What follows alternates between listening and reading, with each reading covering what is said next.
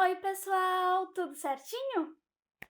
O que as pessoas falam sobre você? Calma, eu não estou perguntando o que elas falam de você. Fofoca, digamos assim, mas sobre você. Suas características, suas ações. E você? O que fala sobre as pessoas? Geralmente, damos aos outros ou a nós características, sejam qualidades ou defeitos. E por isso, a língua portuguesa separou essas palavras em uma caixinha especial, a das características. Esse é o tema do nosso vídeo de hoje. Eu gosto de usar o exemplo das caixinhas para explicar as classes de palavras. Bom, você sabe que dentro da língua portuguesa existem classes de palavras. Cada uma dessas classes tem um significado. Por isso, eu gosto de dizer que a língua portuguesa decidiu pegar esses significados, essas palavras, e separá-las em caixinhas, para que nós pudéssemos saber o que cada uma delas significa, que sentido ela traz elas trazem para a nossa linguagem.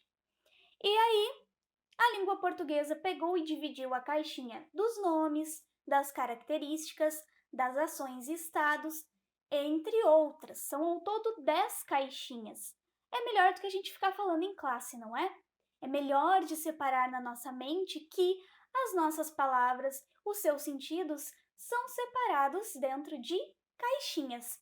Pense nessa analogia. Acredito que as coisas ficarão mais fáceis para você. E nós usamos características todos os dias para se descrever. Numa entrevista de emprego, por exemplo, você vai falar sobre você, as coisas que você almeja, como você é como pessoa e como profissional. Nós também usamos para descrever um novo amigo, uma nova amizade. Quando alguém nos pergunta: quem é aquela pessoa que você conheceu? Quem é aquele seu novo amigo? E aí nós falamos várias características sobre aquela pessoa. Mas também nós usamos as características para descrever alguém, né? Seus familiares, nós usamos para descrever lugares também, como é, por exemplo, o lugar que eu fui na última viagem. Quando eu chego para contar para as pessoas o que eu vi lá, eu preciso descrever. E as pessoas querem saber, então para isso nós usamos características daquele local. Às vezes, eu preciso descrever uma pessoa. Por exemplo, você tem um irmão ou uma irmã que chega no aeroporto e a pessoa que vai buscar é um amigo seu. Ela precisa saber quem é o seu irmão ou sua irmã para buscá-la no aeroporto. Às vezes ela não conhece o seu irmão ou irmã ou alguém que veio de outro país, ficou muito tempo fora. E aí você tem que explicar para aquela pessoa como é aquele amigo, aquele irmão, aquela irmã, aquele familiar que você está pedindo para ela buscar. Ou então, também, você gosta de uma roupa, você gosta de alguma coisa, e a sua mãe te pergunta: filho, o que você quer de aniversário esse ano? Aí você geralmente vai explicar para ela: bah, mãe, eu vi uma camisa no shopping que, olha, ela era assim, assim, desse jeito, eu queria uma bem parecida com aquela.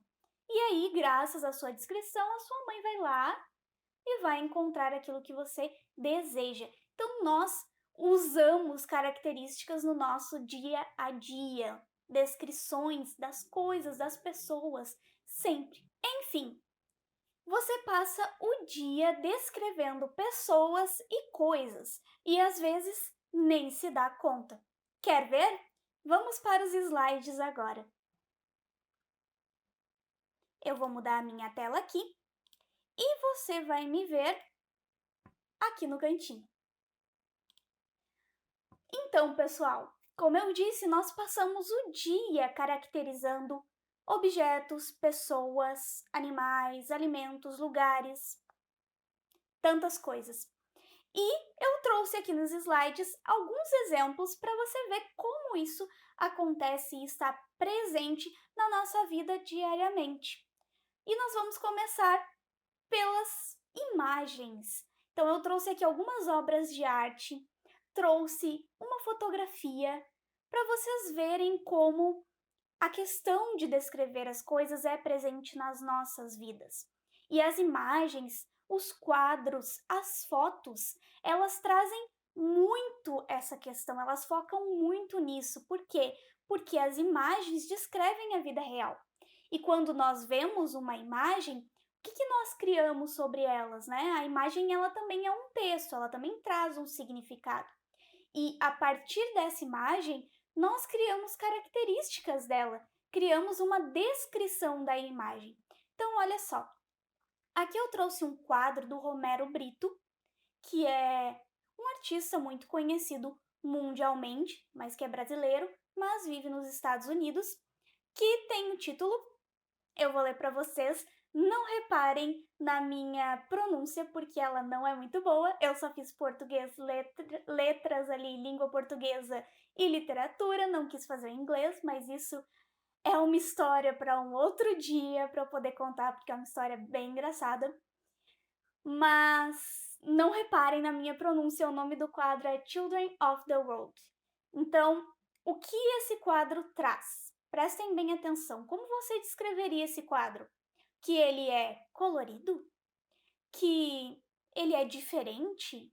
Que ele é animado? Que ele traz crianças felizes? Ou crianças que cuidam, protegem o planeta, porque elas estão ali com as mãozinhas? E o planeta, como você vê ele no quadro? Um planeta feliz, ele tem asas, ele é bonito. Então, a gente vai descrevendo imagens durante o nosso dia. Mais uma imagem que eu trouxe, essa agora com uma visão bem diferente da primeira, né? A primeira parecia animada, parecia alegre. Agora nós vamos trabalhar com o quadro O Grito, de Edvard Munch. Então, olhem só como é a imagem, né? Já parece uma cena mais angustiante, que nos deixa com medo. Nós olhamos para o quadro e vemos uma pessoa assustada, amedrontada, apavorada com alguma coisa. É um quadro com cores fortes, diferentes, uma pintura também diferente, não tão alegre, mas mais quente, mais forte, com uma intensidade. Então, todas essas coisas a gente vai descrevendo no nosso dia. Tudo que a gente vê, que a gente enxerga, quando nós conversamos com as pessoas ou quando nós vamos expressar aquilo que está dentro de nós acabamos descrevendo aquilo que nós vimos ou que nós ouvimos. Mais um quadro, também trazendo aí uma mudança de visualização, né? Nós vimos algo animado, alegre, depois algo assustador, amedrontador, e agora o quadro A Persistência da Memória, de Salvador Dalí. E aí vem um quadro, como você poderia escrever? Meio estranho, meio duvidoso, te traz uma incógnita, fica pensando, o que é isso? Né? Que cenas mais estranhas, não tão comuns, relógios se derretendo, relógios derretidos. O que é aquilo? O que é aquela imagem ali que eu estou vendo? Como é esse espaço? Que estranho, né? Então já passa um outro sentimento e a nossa descrição, as características que nós damos a essa pintura, a essa imagem, já são outras totalmente diferentes. Agora uma foto para a gente olhar. Eu adoro fotos de paisagens, tem fotos lindas que nós podemos encontrar na internet. E aqui nós temos uma foto de um ponto turístico, né? Um cartão postal do nosso país, do Brasil, que é a Baía dos Porcos, em Fernando de Noronha, Pernambuco. Ali vocês têm a fonte direitinho, né? Nós não podemos fazer plágio, então temos que dar os direitos autorais a quem postou essa foto na internet, né? Tenha muito cuidado com isso em tudo o que você for fazer. E aí, preste atenção na foto. O que você falaria para as pessoas desse lugar? Sabe que um dos meus sonhos de infância é conhecer Fernando de Noronha. Eu ainda não tive essa oportunidade, ainda quero poder passear, ir até lá e conhecer, porque o que eu via quando eu era criança nas imagens que passavam na televisão? as pessoas nadando com golfinhos. Eu sempre amei animais. Então, aquela cena das pessoas nadando com golfinhos em Fernando de Noronha, nossa, eu ficava super animada. Eu queria ir naquele lugar para nadar com os golfinhos. Hoje, nos nossos dias, eu não sei se ainda continua tendo os golfinhos, se as pessoas ainda podem nadar com eles, devido a muitas questões ambientais que nós temos, mas era um sonho para mim de criança. E quando eu falava desse lugar, quando eu via as imagens, eu dizia para as pessoas: é o meu sonho, eu quero ir, porque tem golfinhos, os golfinhos são legais, eles são amigos, são animados. Os golfinhos, eles são fofinhos, eu dizia. Aquele lugar é bonito, a água, a natureza é exuberante, tem rocha, essa água é bem azulzinha e depois fica meio esverdeada, tudo límpido, maravilhoso. Então eu descrevia o lugar com intensidade, com alegria, eu usava características para descrever o que eu via. E nós fazemos isso todos os dias na nossa vida. E agora eu trouxe também um textinho, um pedacinho de um conto, para que a gente também possa analisar como essas descrições, essas características são presentes na nossa vida. E os contos são textos que trazem muita característica. Por quê? Porque são textos muito detalhados, eles não vão contar uma história de uma forma rápida, não. O conto, ele te dá a oportunidade de contar uma história, uma situação, uma narração de uma forma bem detalhada. Então você pode detalhar melhor as coisas. E também, claro, os livros. Por isso que às vezes é mais legal ler um livro do que assistir o filme, porque o livro é mais específico, o livro é sempre mais detalhado. Ele traz as coisas de uma forma mais descritiva, explicando mais, detalhando mais como são os personagens, como são os ambientes. E o conto tem essa característica. Ele também descreve bem os lugares, os ambientes onde se passam as histórias e também os seus personagens. E aí eu trouxe um trechinho do conto Feliz Aniversário, que é da Clarice Lispector, que é um conto bem legal de você ler. Faça essa leitura, é super interessante. Veja, se você ainda não leu ele todo, procure ali na internet, dá uma lidinha, ele tem na íntegra. Mas aqui eu trouxe um pedacinho para nós vermos como essas descrições também estão presentes dentro dos textos, e principalmente porque ali a gente vai tendo que descrever mais os personagens e os lugares para que nós possamos entrar na história. Então, a descrição, as características, elas são necessárias, é preciso descrever bem o que acontece, os lugares e as pessoas, para que nós, leitores, consigamos entrar na história, adentrar a história. E aí, o texto fala assim: os que vieram de Olária estavam muito bem vestidos, porque a visita significava ao mesmo tempo um passeio a Copacabana. A nora de Olária apareceu de azul marinho com enfeite de paetês e um drapeado disfarçando a barriga sem cinta. O marido não veio por razões óbvias. Não queria ver os irmãos, mas mandara sua mulher para que nem todos os laços fossem cortados.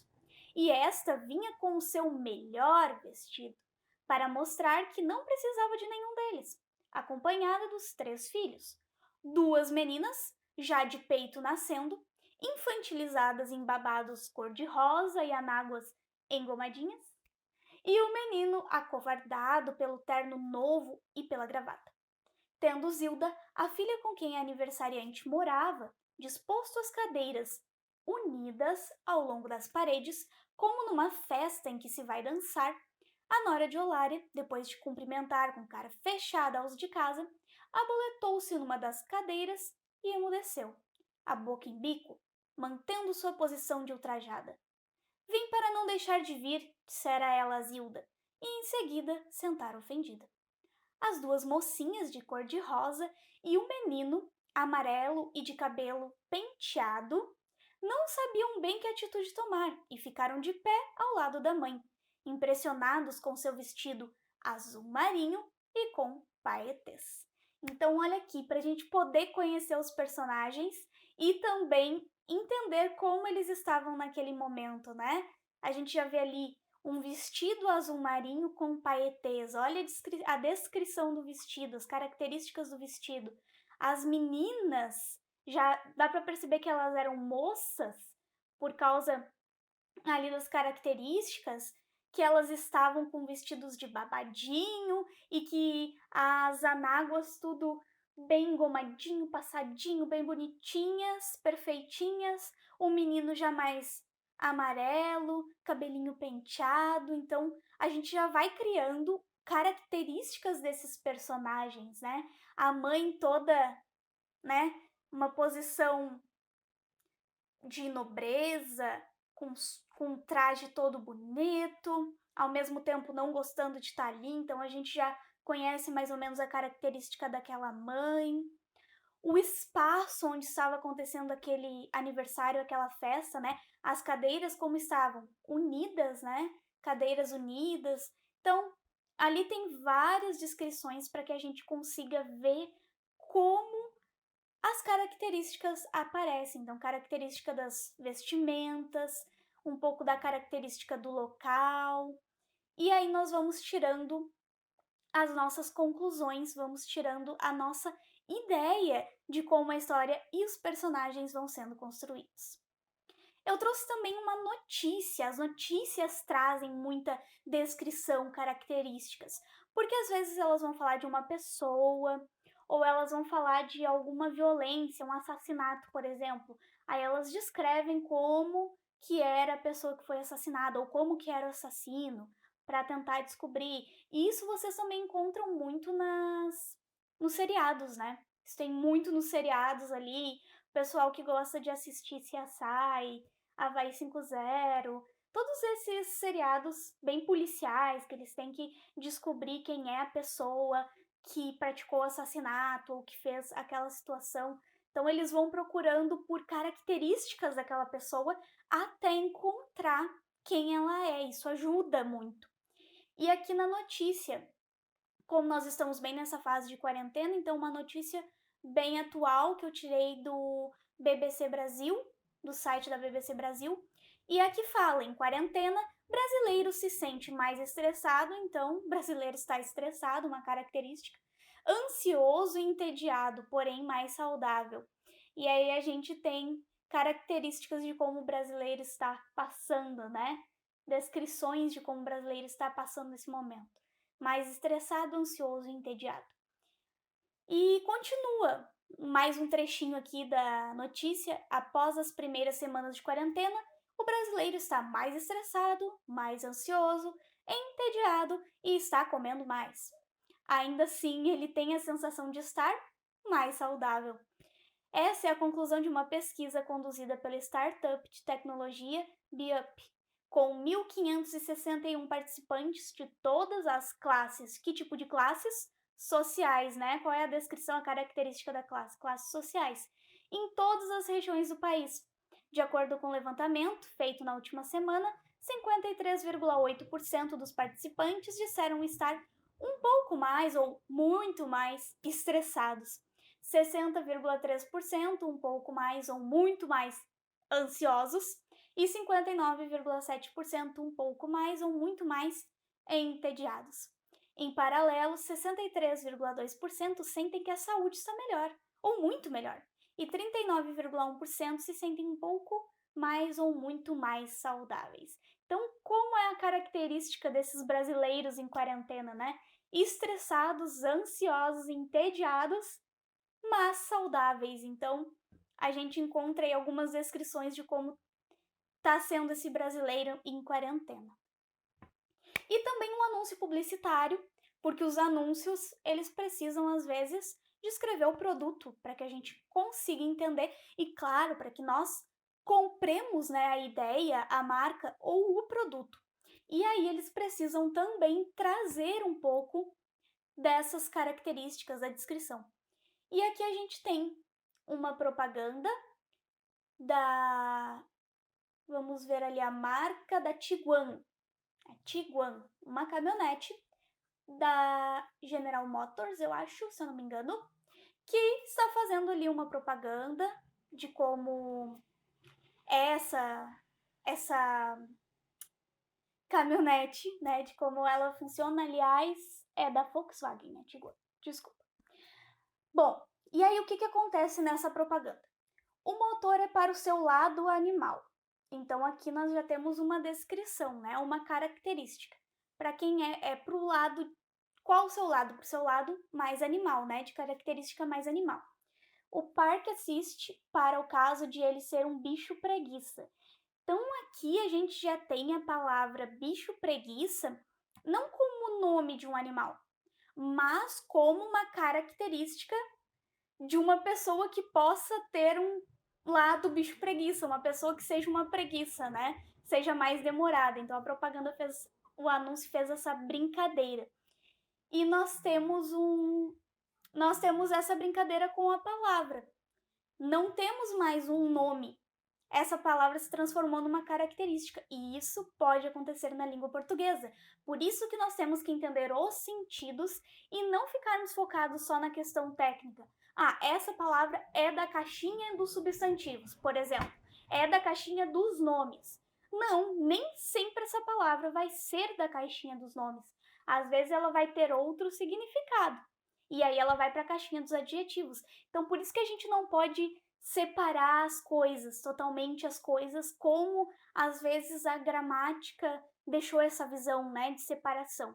Não, a língua precisa ser compreendida em uso exatamente por isso, porque às vezes uma palavra que antes era considerada um nome, ou seja, um substantivo, agora se tornou uma característica.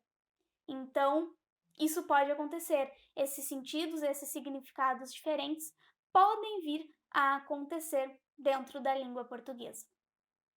E agora eu vou voltar com vocês aqui para a nossa tela inteira, para que nós possamos continuar conversando sobre esse tema. Bom, a essas palavras que você acabou de ver, que eu acabei de te apresentar e explicar muito bem, nós damos o nome de adjetivos, porque elas trazem características, elas descrevem pessoas, animais, objetos, alimentos, etc. E você vai continuar a usá-las no seu cotidiano. Você usa, como eu dei vários exemplos no início, todo momento. A todo momento você descreve alguma coisa, você dá uma qualidade, você dá um defeito, você caracteriza um objeto, um lugar onde você foi. Então você ainda terá contato com essas palavras. Eu espero que a prática tenha te ajudado. Nós continuamos entendendo português assim, trabalhando com a linguagem em uso para facilitar a sua compreensão. Siga comigo nessa trajetória e tenha entendimento da língua para a sua vida toda. Comenta comigo se o vídeo te ajudou, se ele foi bem compreensivo. Deixa ali o teu feedback, deixa a tua sugestão nos comentários.